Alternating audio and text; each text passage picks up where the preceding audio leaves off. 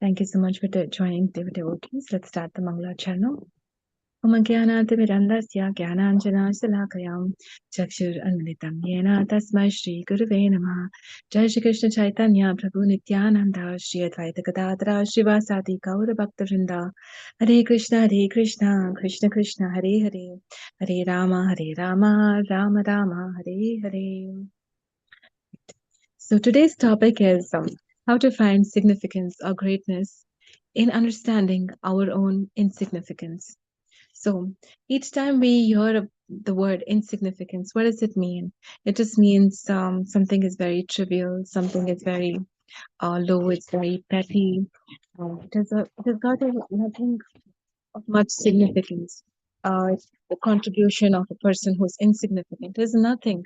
This is our material kind of conception, right? So this fear of insignificance is what traps us to things which are seemingly significant in this material world, right? So, this feeling of if I give up all my desires just so that I can fulfill Krishna's desire, won't I be stripping of myself completely of everything which will make me significant, right? So we are always hankering for those things which will make us significant in this material world, right? We're just hankering for that because if we give everything up, right? Like as I said, if we stripe away ourselves from all these things which makes us significant, maybe the things which we value, the positions, people respecting us, reputation, if everything is given up, what is left? There's nothing which is left, right? This is how we are thinking. These kind of apprehensions will just make us, or it will check us on this devotional path. Just 1 second. So this fear of insignificance is what traps us. So how does it really happen? So just understanding from the Bhagavad Gita perspective, right? So once we accept that we are not the soul, but we are this body, the false ego starts kicking in, right? So the false ego has its own desires, own consent, which we are carrying in the subtle body, which consists of the mind, false ego, and intelligence, right? The subtle body. The mind contains all these memories of different desires that we want, and then the false ego, which is identifying with the body, which will make us the soul identify with the body. It plays off. It says, yes, you are this person, you are this from this particular country, this is your material designation, and then you've got to fulfill this, you've got to do this. So when we, the soul, identify with the desires of this false ego, and we'll start acting upon it, right? Then we are trying to work and accept the significance which the material world thinks as associates with success or with some kind of understanding of, yes, this is what you are, this is your reality. They are just trying to project it, and we are accepting it. Why? Because we are accepting the desires of our false ego. But then when we reject the desires of the false ego, what else is left? The desire of the soul. The soul always is having desires. The soul can never become desireless. It's only a Buddhist conception that, if we give away all desires, or we make all the desires null or still or like empty, void, then we can find happiness. But that is incorrect. It's like, it's not going to happen. It's only going to be a cessation of pain that the soul can we can experience, but then it's not everlasting. Soul is Satchit Ananda. It's full of, it wants bliss. It's hankering for bliss. It's hankering for happiness. That happiness comes from having the right desires. So when we are having the right desires, which is coming or starting from the soul, those desires which are connected with the significant Krishna, right? We are insignificant. We are the parts and parcel of the supreme significant Krishna. We are connected correctly with these beautiful spiritual desires, then our insignificance will become significant. Why? We're connected with the supreme significant, right? The supreme whole. So this is where the insignificance can be converted into something which is beautiful, which is spiritual significance. In fact, Krishna also in the Gita in the 3rd canto, he's saying, when somebody accepts that they are insignificant, then I will bestow blessings, my causeless mercy upon them, and give them the taste of devotional service. And I consider these souls as significant. So just imagine, this is Krishna's promise. He is telling us when we accept our insignificance compared to him, then the causeless mercy will be given to us. This is his reciprocation, his kind causeless reciprocation on devotees. It's very, very special, right? It kind of like blows our common understanding that we've always grown up with, right? Like if once we understand that we are insignificant, how can causeless mercy come upon us unless we do something, we prove something to the world? Because we have just grown up, like, in the school, okay, achieve, achieve, college, achieve, achieve, in the work, do something, make.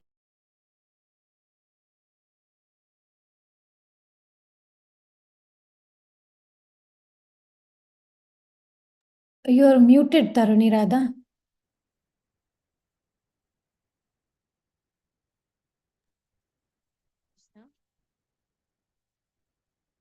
Yeah, now we hear you.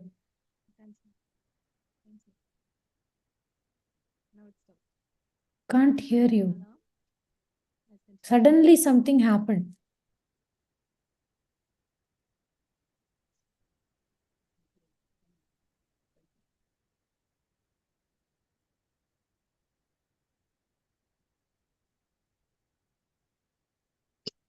I think it stopped now, right? Yeah, now we hear you. Okay. Yeah, so let's continue. So I was just trying to say, like, when we harmonize our desire. Again, it's muted. Muted. You're muted.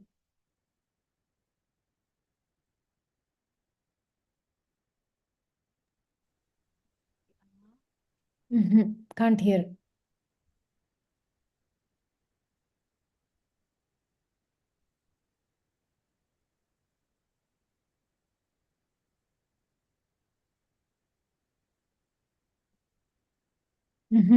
Can't hear anything. We can't hear you. Something happens. Are you using headphones or something?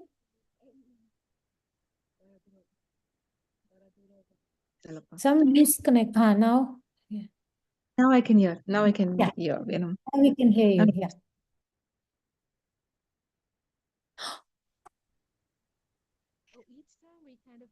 Each time I unmute, this kind of sound is coming. We can't hear you now properly.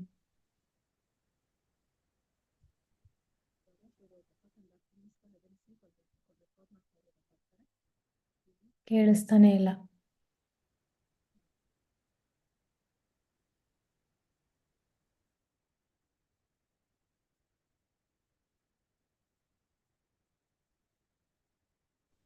You can Mute. try re-login.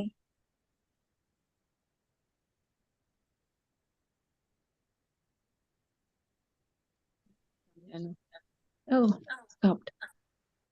Hmm. Yeah? Yeah. Yeah. Now Perfect. can you hear me? Okay. Yes. Yeah, just sorry for the disturbance. I think we had some technical glitch. All right, so just continuing. So once we are identifying with these desires of the false ego, right, when we disconnect with these false allurements of desires and the false ego which it's presenting, right, and we align or harmonize our desires with Krishna's desires, then our spiritual insignificance gets its real, proper spiritual place. So that's the ultimate significance, an everlasting life of joy and love, right? So Krishna says in the Gita, once you become conscious of me, right, then you can, overcome, or like, you can overcome all these obstacles in our conditioned life by my grace. But if you do not do so, if you're just going to follow your mind, right, you're just going to be pulled down and you'll have a very troublesome life. Why? Because now you're identifying with the false ego. And then the mind, which can elevate, right? Elevate us and give us spiritual desires, now it's going to bring us down, and then you're just acting upon the bodily platform, and then you're identifying with those desires. So this is how the fear of, like, the fear and the apprehensions that we are having about this term insignificant. How can I be an insignificant servant? I don't want to be. I don't want to be significant. This is the false ego, right? But in Krishna's term, in the Bhagavad Gita terms, in the Srimad Bhagavatam conception, all our acharyas conception, it is like insignificance is beautiful. The more we understand, the more we come closer in our relation with Krishna, right? We understand how great he is, how beautiful he is, how, the qualities that he has, both, the material, the spiritual energies that he possesses. You're understanding how great he is. When you're understanding he's so great, what do we understand about ourselves? We are very small in front of him, right? That is humility also. So when we're thinking about insignificance, that humility is also awakened in our heart, and it's humility which will help us to progress. It's humility which will make us to grow, to learn, to ask, and all of these wonderful things that we can learn, access in life comes through being very humble. So the what do you say? The gates of heaven are open to those who are humble and meek. Without having humility, one of the spiritual qualities, right, divine qualities of humility, it's very difficult to progress in devotional service. What is humility? It is insignificance, but it just doesn't stop at I am nothing, and it doesn't stop there. It says I am nothing, but I have somebody who's very supreme, and I'm connected to that person. So when we understand and connect like that, right, there is strength, there's a lot of strength, so there is joyfulness in insignificance, right? So what are the some of the freedoms that we achieve when we are understanding and accepting this very humble state of mind, right? In the Shikshashtakam also we have, right, we should try to be more humbler than a blade of grass, more tolerant than a tree, give respect to others, and do not expect any respect in return, right? So when we accept our real spiritual insignificance, we get freedom from being very pretentious. We're not trying to prove anything to anybody. We're just ourselves. We're being our authentic self. And this will just, make, what do you say, um, our relationships, everything very easy, very transparent, right? There is no, when once there is all the pretensions, all the ideas that we want to prove to the world, if that is gone, what is left? Who you really are, right? So that makes our heart very joyful also, and then we become free from blaming. So this whole idea of taking responsibility for our actions, it'll come. If we do not have that, right, we'll keep blaming, because we are thinking that we are, as you said, one of those points, that I deserve it, I know, I have, I'm very significant, I have got these good qualities, and I deserve so and so and so. So this is this kind of an idea we will develop. But when we accept our insignificance, we do not go on wanting, or pushing the blame on others, but then we take responsibility for all our actions. So this is very beautiful. Blame game will stop when we accept our insignificance. Then also comes the freedom from, thinking that we are very isolated people. We understand that there is Krishna, and then we also understand whenever there is something good which happens, right? Our hearts are filled with a lot of gratitude, right? And when something bad happens, we realize this is tough love by that supreme creator, the person who we belong to. So when there is good time, there is gratitude. When there is tough times, we are understanding our this is tough love from the Lord. So both places, can you see how beautifully our consciousness is aligned? Why? Because we understand we're insignificant, we don't deserve all this.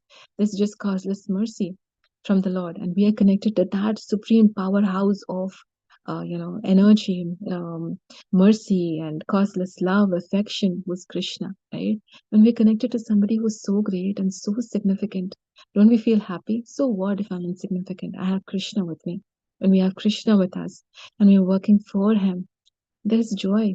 There's natural joy, right?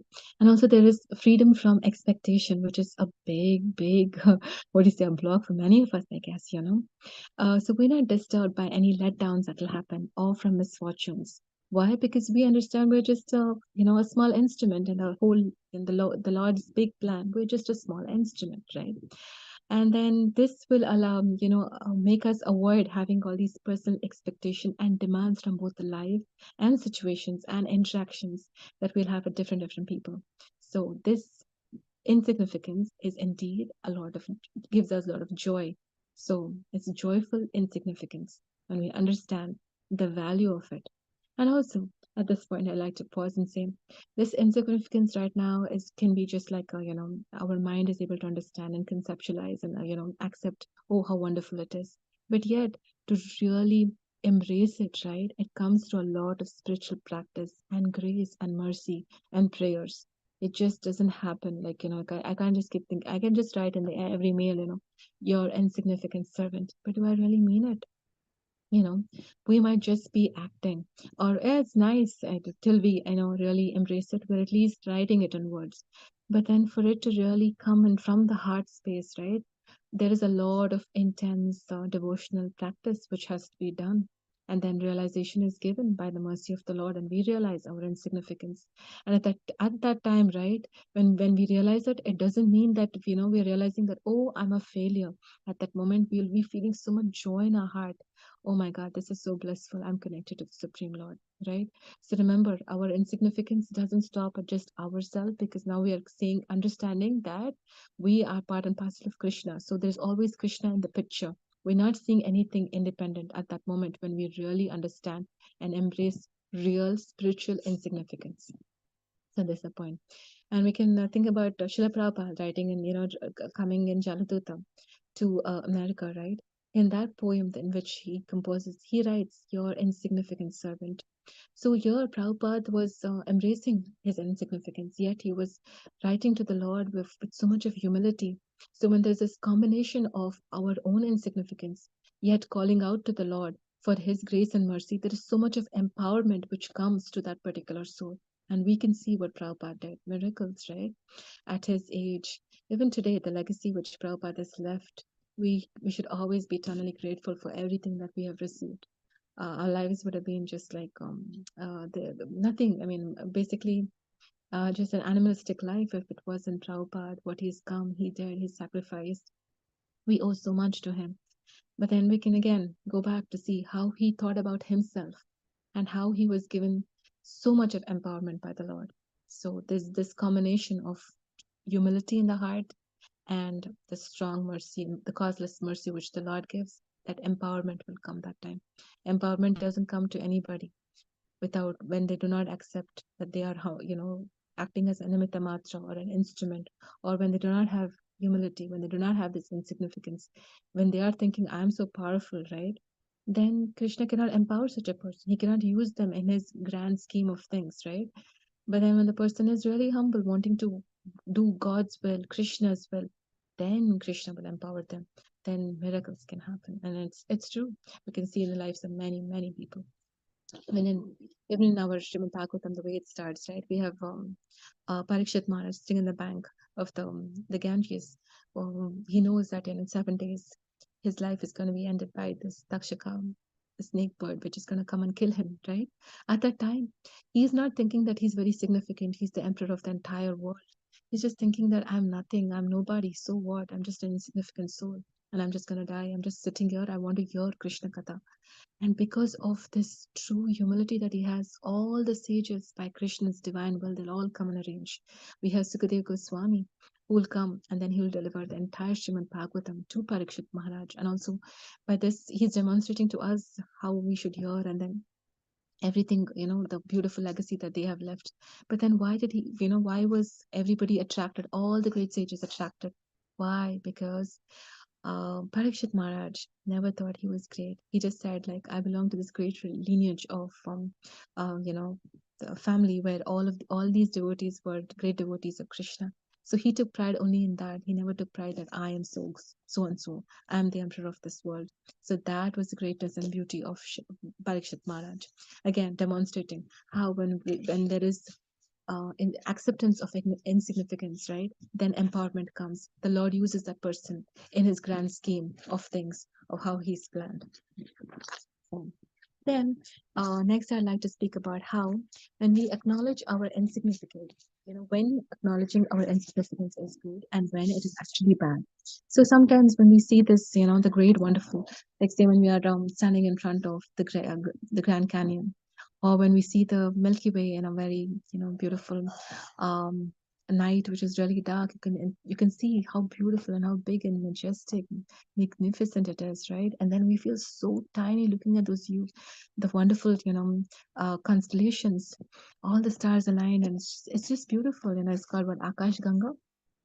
Extremely amazing, amazing scene. So when we see something which is so awe-inspiring, what thought comes in our mind? We just realize that we are nothing. We are like so small, so teeny meeny, right? So then naturally humility comes when you see these great, wonderful, gorgeous things which Krishna has done. But then when we see that and feel that humility, when it just kind of, slightly, what do you say? That small flame is like lit up in that heart at the moment, right? When we think like we are very insignificant, and when we veer off thinking that, okay, So what? I'm nothing, right? I'm just insignificant, and become irresponsible and not act on doing our duties properly. And when we do not do those duties which will actually purify us, and we go on this path of just being irresponsible, so what? In the grand scheme of things, in the entire, when you look at the cosmos level, the space and time, I am nothing, right? My whole life is just like a blip. So what? And then when we take that kind of a path, right, it is wrong. It's a wrong way of accepting and acknowledging our insignificance. We need to understand, yes, in the grand scheme of things, I might be insignificant, but spiritually, I have a place to play. I mean, I have a part to play, right? There is some, I have a duty, I have duties, and these duties will eventually purify me. And this is something which I cannot give up, right? So when we understand and acknowledge, accept our role, and yes, in the functional space, like in our, family, in our small houses, or in our temple, or wherever we are situated, right? In that space, right, whatever I am doing, there is some significance. There is a part which I am supposed to be playing, and let me play that part. I should not just give it up irresponsibly, thinking that I'm insignificant. So what if it's not me? It's going to be somebody else. So like that kind of a path we should not take. We should be very careful. So this is something which we need to be very much aware of. So, in the conditioned world, Krishna says, these living entities are my eternal fragmental parts. Due to this conditional life, they're struggling very hard with the senses, including the mind. So, if we give into the mind, which will say that, okay, don't do, be irresponsible, we should be very careful and say, no, no, this is not the right path. We need to understand we have a part and we embrace it and we act responsibly. Again, when we think about channeling these needs to be different, like in the Enneagram, right, type 4, which has this these people are driven by the, what do you say, their desire to be, different, to be special. They want to do something different. Why? Because they don't want to accept insignificance. They don't want to, be part of the crowd. They want to do something different. So there is this human need to, be different. But then again, there are two types. One can be constructive and one can be counterproductive. The counterproductive way of being special is I will try to just stand out amidst the crowd. Okay. I will act like a rebellion, and then if everybody is doing, if everybody is following something, I will do something so opposite, so different. And we can see that in society too. Even during times of Srila Prabhupada, the hippies, they just abandoned everything. They're very rebellious. Why? Because they wanted to be different. They wanted to explore, and then they had their ideas. They did not want to conform to what was actually socially acceptable.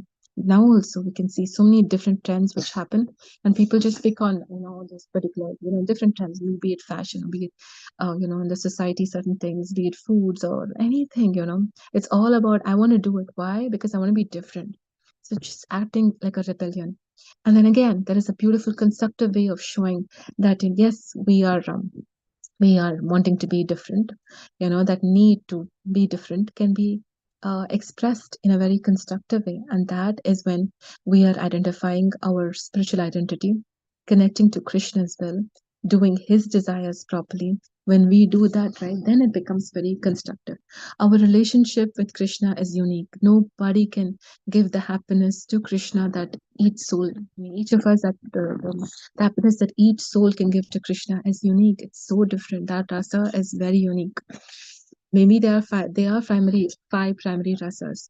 The joy that each of us can give Krishna, it's between that soul and Krishna.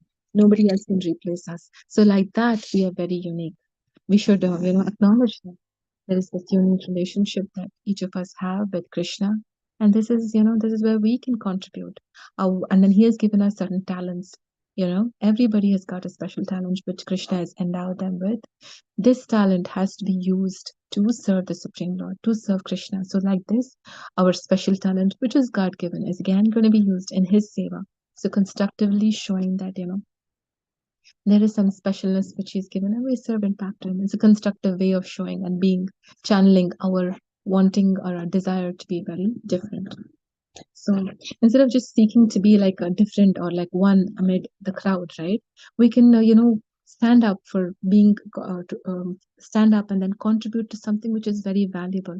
Society wants it. Imagine each of us just acting like, not wanting to play the part, being very irresponsible and giving up. Everything will be in chaos, right?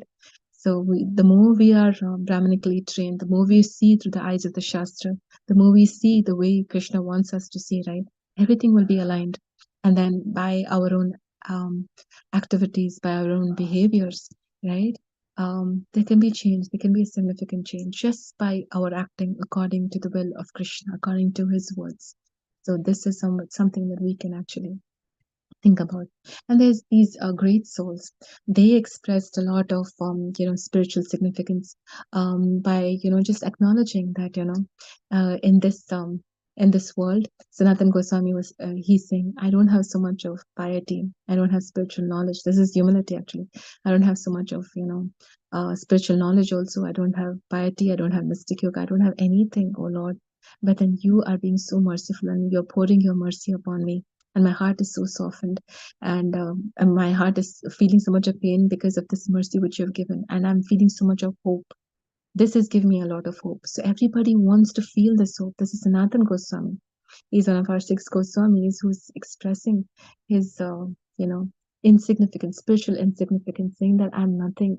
He has so much of spiritual knowledge. He knows that he's a manjari and Krishna's Leela. But then look at the way he's expressing. So when a person becomes very advanced, right, they understand that the more they're advanced, the more that they are spiritually insignificant becomes very much revealed. It's not a sense of at that point, right? It's not like they're feeling very sad. It just elevates them. It gives them a lot of joy that they're working for somebody who's so significant, which is with Sri Krishna. So this is very, very significant for us to remember whenever we write, in the mail, I'm your insignificant servant. Or when somebody says, "What are you? You're just a servant. Okay, you are just insignificant servant." We say it, but then why are you when it comes to like spiritual discussions or in the temples and seva, right? We don't want to try to prove ourselves. Why? Because we are very much, we're very comfortable understanding who we are, and we're just playing a part in a grand scheme of things. This is the kind of a mood which will come out. Like we see our Rupa Goswami when Keshav Kashmiri will come and say, like, you just try, let's do the debate. He'll say, no, you're very great. And I just accept it. And then he'll just write the Vijay Patrika and say, yes, I've been defeated by him. He doesn't have this desire to debate, to prove, or anything to anyone. Why? Because he knows he's experiencing stability in his own relationship with Krishna. He's very secure. When a person is secure in their own relationship with Guru Krishna, right? They don't have envy, they don't have pride, and there's no competition. It's just that for them, it's just basically it's service to the Lord in a very humble mode, and this attracts and melts the heart of Krishna himself. Chaitanya Mahaprabhu was so touched by the humility of Rupa Goswami and Sanatan Goswami, and he says, "Oh Sanatan, oh Rupa Goswami, and oh Sanatan Goswami, both of you are like you're just breaking my heart. Your humility is breaking my heart. So just imagine how much of how Krishna treats or this quality of humility, how it can melt Krishna's heart. And what is humility? It is just accepting and embracing our spiritual insignificance. And then, and let's see, like in Queen Kunti, right? How beautifully she said, a person can easily approach you, Krishna, when they are materially exhausted. When a person is trying to elevate themselves with Janma, Aishwarya, Shruta, Shri, right? Like beauty, knowledge, and then a wealth and education. When somebody is trying to, improve by all these kind of means, right? They cannot sincerely and feelingly call out to you. It's very difficult for somebody who has all these material opulences, right? It's a source of pride when the heart is also impure with these kind of material opulences. So Kunti Maharani is saying they cannot approach you properly with real sincere feelings, Krishna. So we need to understand what is this real sincere feeling. It'll come when we are not identifying with these material opulences, right?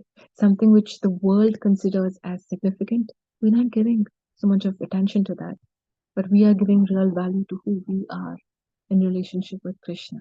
When we are thinking and acting on that level and calling out to Krishna, addressing him like that, right? Then we are accessing our true spiritual insignificance. Again, humility or insignificance is very, very important when it comes to chanting the holy names of Krishna. Haridas Thakur in the Antya Leela of Chaitanya Charitamrita also he says, If an insignificant ant like me dies, what's gonna happen? Nothing's gonna change in the world, is what he says to Mahaprabhu when he's desiring to leave the body, looking at Chaitanya Mahaprabhu's beautiful lotus face in Antya-lila. It just shows the Namacharya. Look at the kind of understanding. He never thought about himself. I am the great Haridas Thakur. I am the Namacharya. Chaitanya Mahaprabhu has named me and appointed me as the Namacharya. He never thought. He just thought of himself as an insignificant ant. We have Krishnadas Kaviraj Goswami, who is the author of Chaitanya Charitamrita. He says, I'm lower than a worm in the stool. All these are not just like phrases these great souls are just saying, just to sound very poetic, but they're actually meaning deep within their heart because they are so close to Krishna. The more closer they are to Krishna, they understand their insignificance. But they are not getting depressed, but they're feeling so joyful because now they have somebody, like Krishna to look up to. Krishna is there with them. He's very close to them. They are looking at themselves that they are insignificant, but looking at Krishna and understanding how great he is. And that gives them the joy. They're not just getting into depression. People usually think, oh, humility means people can just use me as a doormat. No, it's not that. That's not a correct conception of what is insignificance or what is real humility. So this is something which I wanted to speak about. And then also very interesting is the insignificant Krishna himself. How does he feel? He says Srila Prabhupada says, Krishna says in Chaitanya Charitamrita, everyone worships me with awe and veneration. But if anyone worships me without any awe and veneration, and treats me as insignificant. I like that. I like that. There's a Srila Prabhupada quoting in New York City, April 10th, 1973. It's beautiful. I was just thinking how sweet. And that's why, Mother Yashoda, how she's treating little Damodar, right? She's running behind little Krishna with a stick. And then she's treating him as a supreme Lord. And Krishna is relishing it. When she's running around with a stick, it's Krishna is really feeling scared, and then you see the entire emotions that he's feeling, and then he's relishing it. It's not like it's a leela, but then he's also really acting, really feeling it. It's not just like on the stage something is going on in the play, and then he's just an actor over there playing his part. He is relishing it. So when somebody is cheating, that is a qualified Rajvasi, Mother Yashoda, she is treating him like that as insignificant. Krishna is relishing it. So even the Supreme Lord likes to be in that position of insignificance compared to a loving, beautiful devotee like Mother Yashoda. So this is the value of spiritual significance, a spiritual insignificance. So the more we embrace it, even though it looks alien to us, the more we embrace it, the more closer we get to the absolute truth, the more closer we get to our own identity, spiritual identity. It's beautiful and it's very joyful once we embrace this spiritual identity. So with this, I'd like to end. Thank you so much for your time and patience. So there's any questions, comments, corrections, I think it's a time for that. I'm not sure if we're supposed to feel very insignificant and not make any comments or questions. Oh, please. Comments, Please, questions. all of you, don't feel too insignificant.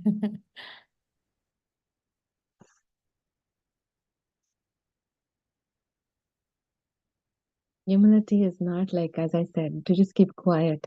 Humility is to glorify Krishna. That is real humility, right? Yeah, absolutely. Yeah, Prahlad was not quiet. Yes. And Chaitanya Mahaprabhu always heard about Prahlad and Dhruva Charita. Why? Because he was like such a small boy, and look at him. He was preaching. He was preaching so, what do you say, Yeah, so strongly, boldly, right, to all his classmates. He was not quiet. Yeah, yeah, that's why. Sometimes we have all these kind of ideas of if I'm quiet, I'll be I'm being very humble. I don't yeah. express myself.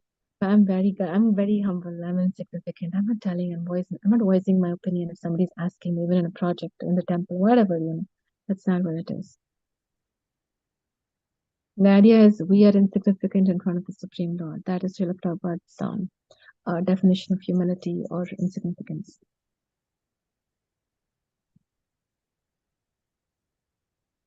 Yeah.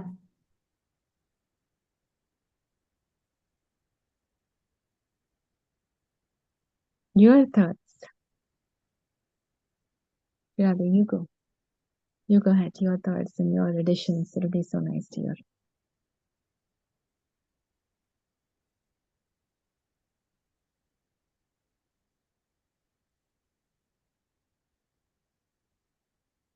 Yeah, and throughout the class, the reflection for me was it's a state of being. It's not like that sense of humility, that vulnerability, that helplessness, that attaching our significance with Krishna. It's very it's less to do with externals. It's more to do with it's how we identify deep internal. It's not about what I do, what I say. It's not directly related necessarily. And of course, what I do, what I say will reflect that sense of how I feel, and that part you were speaking about, the entitlement. I call it entitlement, where when there is a moment that it can creep in anytime, even for devotional qualities, it can creep in. Oh, I am so devotional. or what's that? I am so insignificant. Also, there it can creep in. Humility, the beauty of humility is as soon as you become aware of it, you lose it. Gosh. As soon as you say that I'm a great devotee, you lose it. As soon as you say I'm so humble, oh God, you lose it. So that's the beauty. Humility is so beautiful like that, you know. As Yeah. soon as you think that you're humble, you're not humble anymore. Yeah. Mhm. So that's what it is. That's so sweet. As you said, it's just like a state of being, and it's not like it's not a mental kind of adjustment. It is something which comes from deep spiritual practice and grace, both of it. It's combination of both, which will actually awaken this real humility in the heart. An Yeah. association of great souls, sadhu sangha, by seeing great souls exhibit this quality, truly coming, it kind of really rubs off.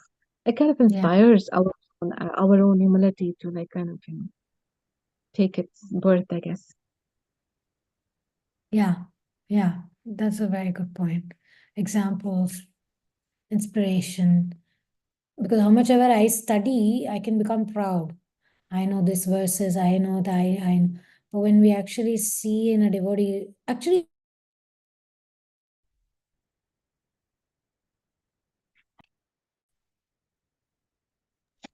We the lost the qual last word. You I said said actually. the more qualified somebody is, the more humble they will be. So we will know not through their knowledge or scholarship, we'll know through their humility how advanced they are. So I was saying, if I sit and study alone, there's much higher chances of me becoming proud. But if I go in the association of devotees and looking at their qualities, it's different. It's a completely different ball game than me learning verses and becoming proficient. That's true. And watching someone, you know, okay, reading may make me realize that, oh, I should feel insignificant. But really being with high class devotees, pure devotees, you don't have to do anything. Naturally, that state of being will come. Like I have that experience when I'm with devotees who are really pure, very nice. I don't feel any need to prove myself. I'm just, because of their humility, I'm humbled even more. True, so So true. And that's the powerful. point that I'm saying. The freedom from being pretentious. That'll just naturally happen, right? Naturally happens. Correct. Because, like, in the press, like Maharaj, I was with Maharaj in Houston, like the childlike mood, that just that sense of not in any mood of trying to prove, immediately puts, especially my, like you were talking about Enneagram, my Enneagram type is I'm like that. If I'm with somebody very calm, I'll also be very calm. If I'm with somebody very whatever, intellectual, but it's kind of I'll get in that mood. So for me, when I'm like you see my fingers, when you bend your Mhm. fingers, And the more flexible the hand is, we get very influenced by the association. So this means I should never associate with karmis or negative people. If I always associate with pure people, it's good. So like that, I experienced what you said, like being with that pure devotees, the insignificance of feeling will become natural. It will come naturally. There's no need to do efforts. You're Correct. muted. Yeah, right. So I was just saying, like, yeah, that's so true. Like our false ego gets what do you say? Massaged or like kind of rubbed off when we are dealing with devotees. That's the only way that the false ego can be like tamed or like, calmed down. Yeah, but it can be done pleasantly also. The false ego doesn't have to become Right. triggered. Some like I'll be even when I talk to you and when you're giving classes, you're saying the very sometimes sharp things, but the way you present it is so motherly, it's so genuine, it's like so unpretentious, it's so authentic that it just goes in. I'm able to digest it. I'm just saying like that. So it is what you say, but it's also it's who you are that touches more. So like through your class or when I hear you, that's my realization. You're true to yourself, and therefore who you are, you're able to transfer it into my heart.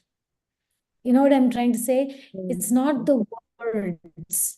It's not It's only the young. words, because we may give the topmost words, but like listening to you, I feel like that's what I need to work on, who I am. Because if I work on who I am, what I do, what I say will naturally flow. But if I focus on what should I say, how should I give a good class, when I focus on that, then like you say, the insignificance of the humility fades away, because the focus is about how do I make myself shine. It's your humility, which is shining right now. No, but Krishna is already, like you said, that we are insignificant. That's the truth. At the That's same also time, true. we are connected to the most significant. So when we are in the presence of that brightness, why do I have to shine? Why the struggle to shine? Why the struggle to hold a torch in front of sun?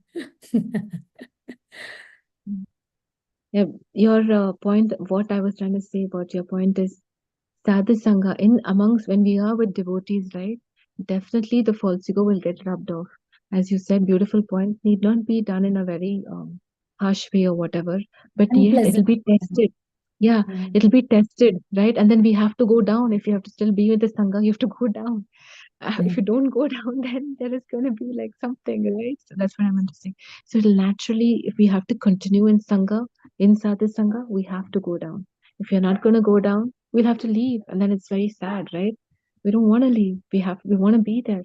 So for that, we have to naturally go down. That's why being humbler than if you want to continuously chant the holy name, right? What does Mahaprabhu saying? Humility, more humble than a blade of grass, more tolerant than a tree. Give respect, don't expect respect. It's such a beautiful verse, Renata Pisunichena. God, it sounds very simple, very nice, but then try doing it. Try doing it, applying it every day. Yeah, So like yes, you say, when we go, there's this verse which is Shishtarodani ittu kashta bidiso Vishnuve. Keshavanama, there's this verse that comes. And in the beginning, when I learned it, I used to recite like this. Shishtarodani ishtu kashta bidiso Vishnuve. I used to say ishtu, like even sometimes associating with devotees can be tough, some occasions. And at the same time, Shishtarodane ittu kashta bidiso Vishnuve means by keeping me always in the association of devotees is the way for me to overcome miseries. correct. It's the only way, It's the right? only It's way. so uplifting. It's so uplifting. So uplifting. And there's so much of insight. And then Krishna actually speaks through the devotees also and directs and then sometimes gives things which it's blocking you, and then suddenly devotees come and then they are just talking, and then you get some light, Yeah. answering questions. I've noticed that when Maharaj was there and then he was like answering questions, I was like, wow, right? Yeah. That's the something ultimately. So all right, then that's it, is it? What about the other devotees? Any questions, comments, dear devotees? There's so many of you today. Thank you for staying back. Most of you are muted. And Gaura also is there. Gaura also is listening. I'm trying here. He's hiding now. Conscious. I already saw you, Gaura. All Hiding. right. He's trying to be insignificant. I was about to say that. Happy birthday. You're hiding behind the green balloon and you still look very significant. All right then. Okay. So, any other question, dear devotees, comments? All of you are there. I'm like amazed. Usually it's like couple, right? Today, like so many. But they all are so muted. Like all muted and then no comments, no questions. I told you they're really following in your footsteps. They're trying to be very insignificant. They're connected with the strength of insignificance. Spiritual insignificance. I mean, this topic was like, I'm so intrigued. I read this article in Back to Goddard magazine. I was like, wow, this is so beautiful, right? Extremely beautiful. You muted. You're muted. Again, it started again. Yeah, something is weird. It's also acting very insignificant, but if microphone acts insignificant, how will we hear Tarani Radha?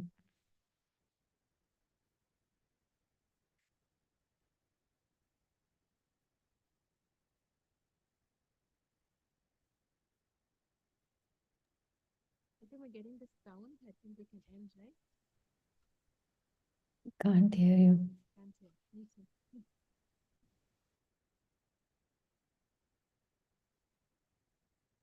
Okay, let's give a moment. If you have any other thoughts you want to share, what did you like about Tarani Radha's talk? Maybe you can just give your feedback and then we can end this.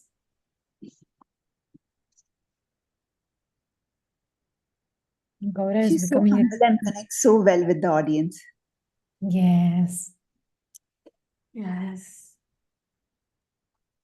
With all your kind association and blessings, and thank you so much for encouraging me in my path of purification. Special thanks to Shri Radhe for encouraging, and my God, all these just for these whatever classes, the research, and then the hearing that I get to do is like wow. Yeah. Thank you. As I am saying, you're really gifted in transferring that from your heart to the heart of the audience, and I just feel like listening to you is very soothing, at the same time very uplifting, at the same time very deep. So you have got some magic. It's your sweet heart. That's all I can say. Thank you so much, dear devotees. I think we can end, right? Thank you. Hare Krishna. Have a very wonderful Krishna conscious day or night, wherever you are situated. Yeah. Thank you, Mataji. Aska. Thank you. Thank you very much. Hare Krishna. Thank you. Hare Krishna. Today